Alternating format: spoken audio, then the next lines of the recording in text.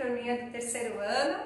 Nós estamos aqui com muita saudade de vocês, preparando as aulas. Nós esperamos que vocês estejam acompanhando os vídeos, fazendo as atividades, não é? Da mesma forma que a gente se prepara aqui, eu quero que você tenha o compromisso de fazer a sua atividade com capricho, com dedicação, tá bom? Para quando a gente voltar, a Pro possa ter lá, quando for conferir as suas atividades, esteja tudo direitinho, você esteja caprichando, tá bom? Nós vamos falar hoje sobre o HQ, nós já demos introdução neste assunto e hoje nós vamos falar do HQ para texto narrativo, né? Então, nós vamos usar o HQ para contextualizar o texto narrativo, ok?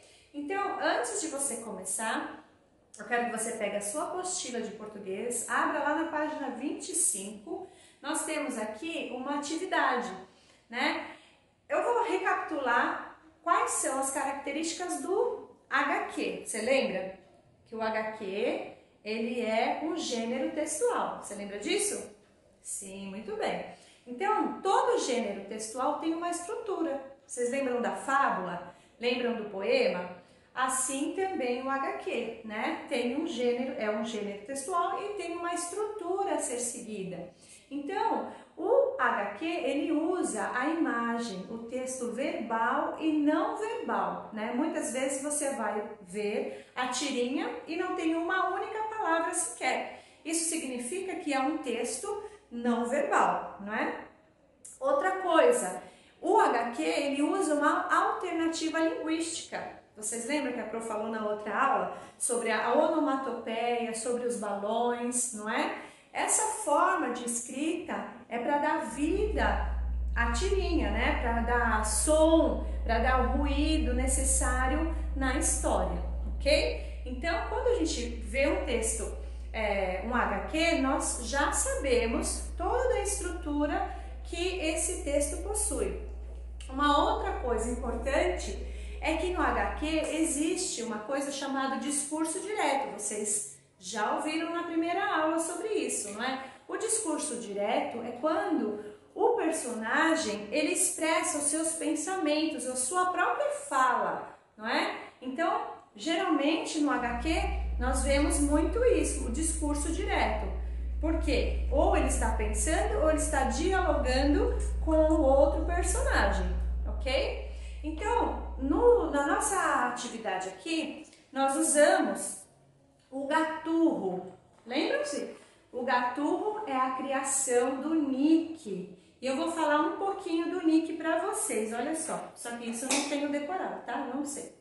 Então, ó, Christian Zwonicki nasceu em Buenos Aires em 1971. Mais conhecido pelo pseudônimo. O que é pseudônimo, pessoal? Apelido, né? Nick é um cartunista do jornal La Nación e o criador do personagem Gaturro, famoso em toda a América Latina e também na Espanha, França e Portugal. Olha só quem é, o Gaturro. Sabe quem foi o artista? Quem foi a artista que desenhou o Gaturro aqui na aula de vocês? Olha que chique. Tá muito chique essa Pro. A Pro Sandra, a Pro de Educação Física. Tá pensando que ela é um corpinho bonito? Não, ela também, ó, artista plástica. Faz um desenho muito lindo aí.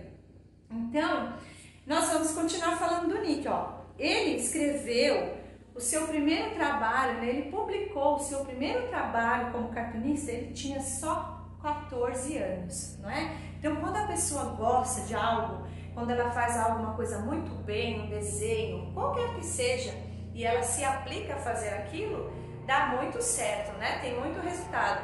E ele começou com 14 anos, né? E ele já publicou mais de 40 livros. Olha que legal, né? Então você pode se inspirar aí no Nick e o seu personagem Gaturro. Olha só, para quem não conhece, esse é o Nick, ok? Você pode também ir lá na internet e assistir aos vídeos, ó, Mundo Gaturro 3D. Tem muito vídeo, tá? Qual é a principal característica do Gaturro? Ele é um sonhador. ele é aquele que fica imaginando coisas, só que ele tem uma sacada diferente. As histórias, elas são cheias assim de ironia, sabe aquela ironia meio engraçada? Então, ele é assim, essa é a principal característica do Gatuno, ok? Então, olha só, aqui na página 25, se você for lá no final da apostila, vai ter um material de apoio, que é esta ficha aqui, olha só.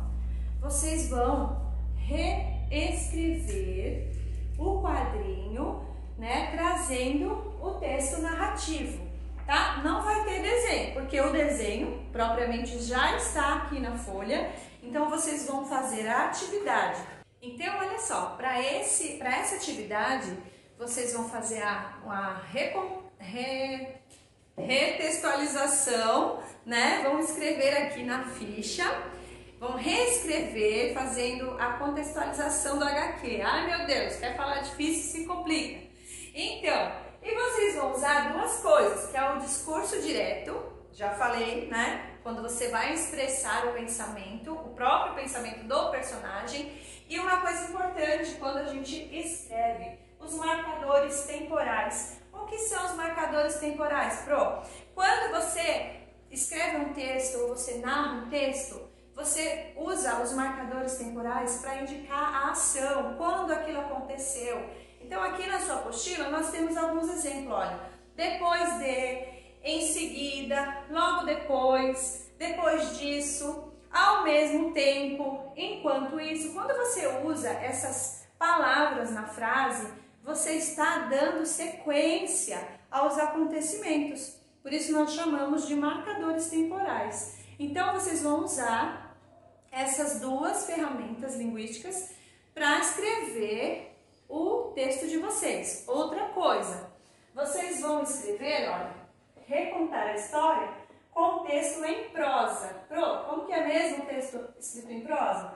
Quando ele é organizado por parágrafos, tá bom? Então são todas ferramentas linguísticas, são formas de nós, são estruturas, formas como que nós vamos aprendendo a colocar em prática para ter uma boa leitura, uma boa escrita, não é? Por que nós aprendemos português?